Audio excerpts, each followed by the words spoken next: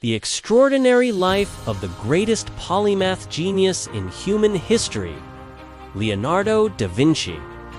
Leonardo da Vinci was a brilliant Renaissance painter, famous for his priceless and iconic masterpieces. However, beyond his artistic talent, he was also an extraordinary figure with abilities spanning many different fields. Although he was born in the 15th century, Leonardo is considered one of the rare geniuses whose ideas seemed far ahead of his time. Because of this, his intelligence continues to inspire people to explore, create, and learn across the globe. A painting genius who surpassed his famous master. Leonardo da Vinci was born on April 15, 1452, in the town of Vinci, within the territory of Florence, in what is now known as Tuscany, Italy. His full name was Leonardo di Ser Piero da Vinci. The title Ser indicated that his father belonged to the upper class, while da Vinci referred to his place of birth. His father, Ser Piero da Vinci, was a wealthy notary, whereas his mother, Caterina, was a peasant. Because of their different social status, they could not marry at the time of his birth. Leonardo grew up in his father's household and was largely self-educated, as he did not receive formal training in Greek or Latin like many other children of his time. From a young age, he showed a deep passion for music, drawing, and sculpture. One day, his father showed his drawings to his friend, the renowned painter Andrea del Verrocchio, in Florence. Impressed by Leonardo's exceptional talent, Verrocchio accepted him as an apprentice. Over the following years, Leonardo trained and worked in his master's workshop. At one point, Leonardo was accused of misconduct involving a young male model, but the court later declared him innocent. This incident has led some historians to speculate about his personal life. In the painting The Baptism of Christ, Leonardo is believed to have painted the young angel beneath Christ's robe. His work was so remarkable that it is said to have surpassed that of his master. And according to legend, Verrocchio never painted again afterward. A treasure desired by royalty. After his reputation surpassed even that of his master, Leonardo da Vinci was admitted to the Guild of St. Luke, a prestigious association of artists and physicians. At around the age of 30, he began working as an independent artist and moved to Milan at the invitation of Duke Ludovico Sforza. There, Leonardo was commissioned to create a massive equestrian monument. The planned statue was about 7 meters tall, and after years of preparation, a full-scale clay model was completed in 1493. However, the final bronze statue was never cast due to the outbreak of war. In the following years, Leonardo spent about 2 years working on one of his most famous masterpieces, the mural The Last Supper. Located in the Church of Santa Maria del Grazie, also commissioned by Ludovico Sforza. After French invasion of Milan, 1499, King Louis XII of France personally visited the church to admire the painting and even expressed a desire to bring it back to France. The artwork quickly came to be regarded as one of humanity's greatest masterpieces. In 1980, the church and the mural were recognized by UNESCO as a World Heritage Site. 2 months after the fall of Milan, Leonardo and his companion left the city and traveled to Mantua. where he was warmly received by the noblewoman Isabella d'Este. However, after learning that Ludovico had been overthrown, they abandoned their plan to return to Milan and continued their journey. After leaving Milan, Leonardo da Vinci returned to Florence, where the monks of the Servite order at the Church of Santissima Annunziata provided him with a private workshop. Later, Leonardo entered the service of Cesare Borgia, the son of Pope Alexander VI, working as a military engineer and architect. During this time, he traveled extensively across Italy. After creating a remarkably detailed map of Imola, he was appointed as a chief military engineer, a role that allowed him to explore much of central Italy. However, after one of Caesar's close associates, who was also a friend of Leonardo, was killed, Leonardo grew disillusioned and decided to return to Florence. He left behind numerous notes, dated sketches, and several large maps of regions such as Maremma, Tuscany, and Umbria.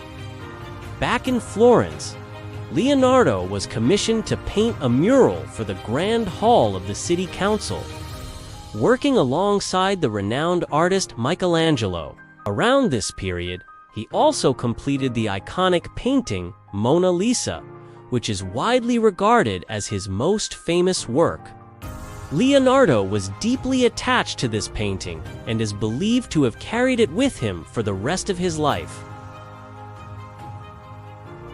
Working for the King of France and the powerful Medici family. In the spring of 1506, Leonardo da Vinci returned to Milan at the invitation of Charles d'Amboise and King Louis XII of France. However, his return was not without difficulty. Shortly afterward, he had to go back to Florence following his father's death, where he became involved in a dispute over family inheritance. Some historians suggest that King Louis XII may have indirectly influenced this matter. After resolving these legal issues, Leonardo returned to Milan and officially entered the service of the French king as a court painter and engineer. According to historical records, during the 7 years he spent there, he produced relatively few major works in painting or architecture, focusing instead on scientific research, particularly anatomy. His famous red chalk self-portrait is believed to have been created around this period when he was nearly 60 years old. After years of serving under French rule, the Sforza dynasty eventually regained control of Milan. Within a few months, Leonardo and his students left the city and traveled to Rome, where he entered the service of the powerful Medici family, with the support of Giuliano de' Medici, a close associate of Leonardo and the younger brother of Pope Leo X. He was granted residence in the Vatican and provided with his own workshop. After spending nearly 2 years in Rome, Leonardo accepted an invitation from King Francis I of France and moved to France, where he would spend the final years of his life.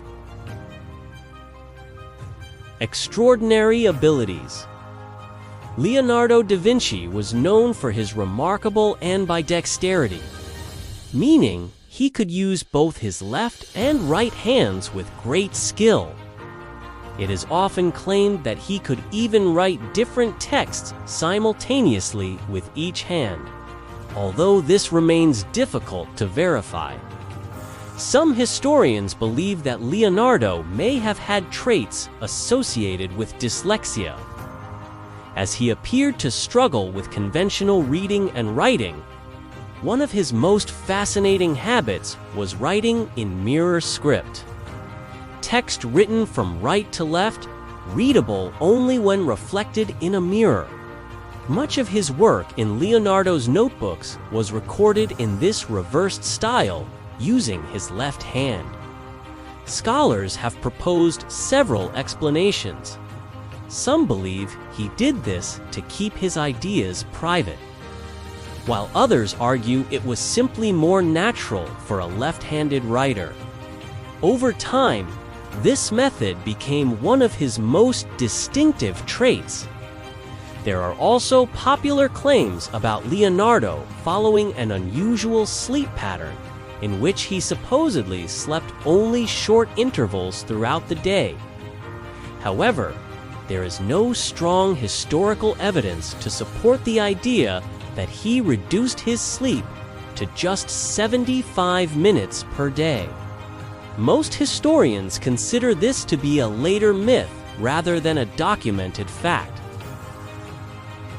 A master of human anatomy, Leonardo da Vinci was also deeply engaged in the study of the human body. One of his most famous drawings, the Vitruvian Man, illustrates the precise relationship between human proportions and geometry. Beyond his artistic achievements, Leonardo was a pioneer in the field of anatomy. Thanks to his reputation, he was granted permission to dissect human corpses in hospitals in Florence, Milan, and Rome cities where he lived and worked. These dissections gave him an extraordinary understanding of the human body. Over time, Leonardo produced highly detailed studies of anatomical structures, from bones and muscles to the limbs and internal systems. He also explored the mechanics of the human body, examining how muscles generate force, how the skeleton supports movement, and how different parts work together to create motion. Inventions ahead of their time. Beyond painting, Leonardo da Vinci demonstrated remarkable ability across a wide range of fields, including sculpture, architecture, engineering, anatomy, and natural science. His notebooks reveal a mind that constantly explored new ideas, blending art with scientific observation. He left behind thousands of pages of sketches and notes covering subjects such as mechanics, architecture, hydraulics, and anatomy. Many of his designs appear strikingly similar to modern technologies. For example, his studies include concepts resembling helicopters, parachutes, armored vehicles, and flying machines. Some drawings have even been interpreted as early ideas for devices similar to submarines or mechanical calculators. However, it is important to note that most of these inventions were never built during his lifetime and remained conceptual. Leonardo also designed innovative engineering solutions, including rotating bridges, canal systems, and military machines. His fascination with water led him to study fluid dynamics and propose devices for underwater exploration, such as diving equipment and flotation systems. In addition to engineering, Leonardo made insightful observations about the natural world. He offered an early explanation for why the sky appears blue, suggesting that it is caused by the scattering of light in the atmosphere. He also correctly proposed that the faint glow of the moon is partly due to sunlight reflected from the Earth, an idea now known as earthshine. Conclusion: Leonardo da Vinci was admired throughout his lifetime. The kings of France regarded his presence at court as a great honor and supported him until his final years. According to historical accounts, he spent his last days under the patronage of King Francis I of France. He was recognized across many fields, and centuries later, his legacy continues to inspire awe. Even today, millions of people travel great distances to admire his masterpieces. While scholars and scientists continue to study his work, seeking to understand the depth of his genius, Leonardo was not just a man of his time, he was a mind far ahead of it. A visionary whose ideas still echo into the modern world. A genius who, in many ways, seemed to belong to the future. Thank you for watching. If you enjoyed this video, don't forget to subscribe and support the channel for more fascinating stories.